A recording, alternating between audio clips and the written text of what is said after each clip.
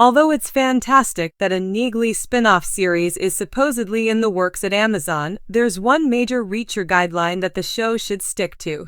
Frances Neagley is the only character in Reacher on Amazon who has been in both the first 2 seasons and is also expected to have a role in the third, apart from Jack Reacher.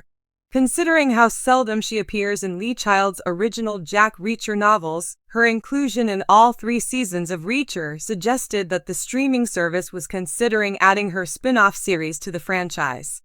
By showing that Neagley is a private investigator when she's not working with Jack Reacher, Season 2 of Reacher also laid the groundwork for a spin-off starring Neagley. By following Neagley on his own investigations, the spin-off may make the most of this detail. The idea of a Neagley spin-off is intriguing, but the Amazon series has to make sure it follows one important Reacher guideline. Jack Reacher only wants Neagley to contact him in an emergency, as seen in Reacher Season 2.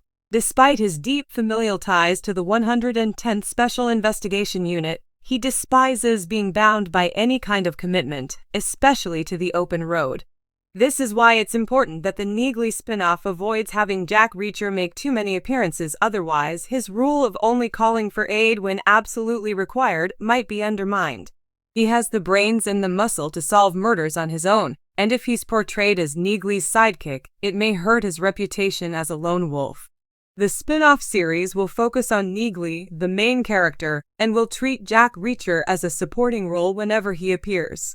He has the brains and the muscle to solve murders on his own, and if he's portrayed as Neagley's sidekick, it may hurt his reputation as a lone wolf. Season 2 of Reacher has previously established that Frances Neagley's brilliance consistently outshines Jack Reacher's, causing Reacher to question, "I ever tell you you're smart, Neagley?" The spin-off series will have new storylines, as Lee Child hasn't created any spin-off novels based on Neagley. The last minutes of Season 2 show that Reacher and Neagley have fantastic friendship chemistry and should reconvene often throughout the series. If she is having trouble with her private investigations, Reacher may turn up and lend her a hand, much as Neagley did at the conclusion of Season 1 when he gave him a little assistance. But because Reacher is content with his nomadic existence and Neagley admires his independence, having him appear again and again in the spin-off would be confusing from a storyline perspective. In Season 2 of The Reacher Files, we learn that Neagley is just as good at uncovering riddles and solving murders as Reacher is.